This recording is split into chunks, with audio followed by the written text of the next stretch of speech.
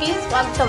పద్మశ్రీ నేదురుమల్లి బాలకృష్ణారెడ్డి 48వ వర్ధంతిని నెల్లూరు నగరంలోని town hall reading రూమ్లో సోమవారం ఘనంగా నిర్వహించారు. ఈ వర్ధంతి కార్యక్రమానికి బాలకృష్ణారెడ్డి అభిమానులు, శ్రేయోభిలాషులు, పూర్వ విద్యార్థులు పాల్గొని నేదురుమల్లి బాలకృష్ణారెడ్డి విద్యారంగానికి అందించిన విశిష్ట సేవలను కొనియాడారు. ఈ సందర్భంగా వారు విద్యారంగానికి అందించిన విశిష్ట సేవలను కొనియాడారు. సందర్భంగా బాలకృష్ణారెడ్డి అభిమానులు మాట్లాడుతూ, నెల్లూరు జిల్లాలో పేదలు అభివృద్ధి చెందాలంటే చదువు ఒకటేనని, అందుకోసం వాకాడులో విద్యా సంస్థలను నిర్మించి పేదల విద్యాభివృద్ధికి పాటుపడిన మహోన్నత వ్యక్తి నేదురుమల్లి బాలకృష్ణారెడ్డి అన్నారు. ఆయన నిర్మించిన విద్యా సంస్థలు నేటికి విద్యను అందిస్తున్నారన్నారు.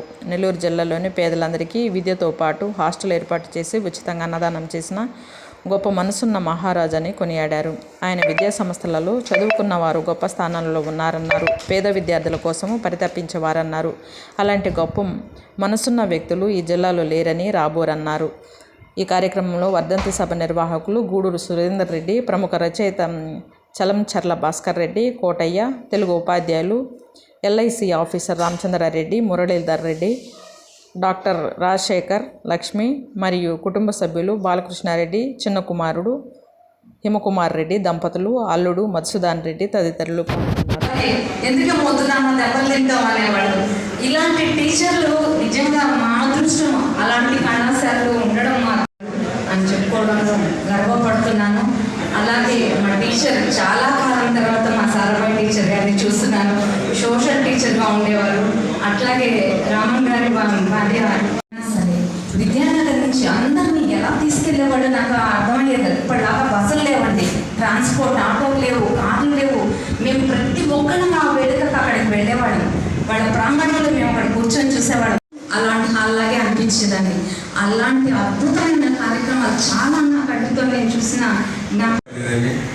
మాకు పోస్ట్ మాస్టర్ అనేసి తర్వాత మోస్ట్ ఎమినెంట్ స్టాఫ్ మాకు ఉన్నారు. అక్కడ మామూలు ఎడ్యుకేషన్ కాకుండా చాలా క్వాలిటీ ఎడ్యుకేషన్ దొరికింది. చిన్న ఇన్స్టిట్యూట్స్లో నేర్చుకున్నారు.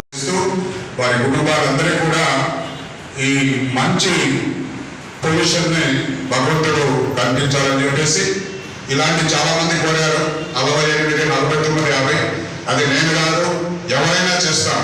ఎంపీటీఆర్ విద్యా నేదురుమల్లి బాలకృష్ణారెడ్డి గారి 48వ వర్ధంతిని టౌన్ హాల్లో ఘనంగా నిర్వహించడం జరిగింది.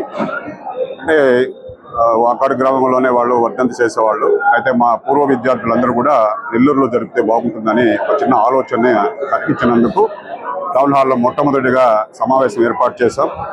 ఆయన 1960 నాటి కాలంలోనే పేదరికము కొట్టుమిట్టాడుతున్న రోజుల్లోనే 3000 మంది విద్యార్థులకి భోజన వసతులు కల్పిస్తూ చక్కటి క్రమశిక్షణ కలిగినటువంటి విద్యను అందించి మంచి ఉత్తమ విద్యార్థులుగా తీర్చిదిద్ది ఆయన ప్రతి విద్యార్థి యొక్క హృదయంలో, ఇక్కడ వచ్చినటువంటి విద్యార్థులందరూ కూడా ఈరోజు 65-70 సంవత్సరాల విద్యార్థులు వచ్చారు. అందరూ కూడా అనేక ఉన్నత పదవులు అవలంబించి వాళ్ళందరూ కూడా రిటైర్డ్ అయినా కూడా ఈరోజు ఆయన ప్రోగ్రాం అంటే ఎంతో ఆత్మీయతతో ఇక్కడికి రావడం జరిగింది.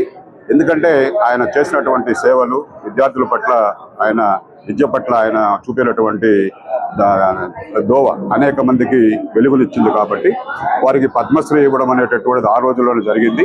వారికి పద్మశ్రీ కాదు, పద్మభూషణ్ కానీ పద్మవిభూషణ్ కానీ భారతరత్న ఇచ్చినా కూడా తక్కువ లేదు. ఎందుకంటే అక్కడ చదివిన విద్యార్థులు ప్రపంచవ్యాప్తంగా ఉండడమే కాదు, క్రమశిక్షణ కలిగినటువంటి విద్యార్థులు తయారు చేసినటువంటి స్వచ్ఛమైనటువంటి నీతి కలిగినటువంటి ₹1 తీసుకున్నటువంటి విద్యాదానం చేసినటువంటి మహనీయుని యొక్క ఈ సభ ఈరోజు చాలా అద్భుతంగా జరిగింది.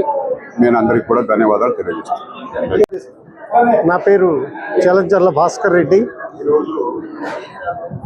ఈరోజు జరిగినటువంటి నేదురుమల్లి బాలకృష్ణారెడ్డి గారి 48వ వర్ధంతి సభకు ఇచ్చేసి మాట్లాడటం జరిగింది. ఈ సభను చూస్తుంటే ఆయన ఎంతటి మహానుభావుడు అనేది అందరికీ అవగతం అవుతుంది. ఎంతో సహాయం చేసినాడు, ఎంతమందికో విద్యాదానం చేసినారు. వాళ్ళందరూ ఎంతో ఉన్నత పదవుల్లో ఉన్నారని చెప్పి ఈరోజు వారిని గుర్తు చేసుకుంటూ ఇక్కడికి వచ్చి వారికి నివాళులు అర్పించడం అనేది చాలా గొప్ప పని. నెల్లూరు జిల్లాలో అంతటి గొప్ప మనిషి ఉంటూ మనకి ఈ సహాయాన్ని అందించి ఎంతోమందిని ఉన్నతులుగా తీర్చిదిద్దినటువంటి ఆయనకి మరోసారి నివాళులు అర్పిస్తూ ధన్యవాదాలు.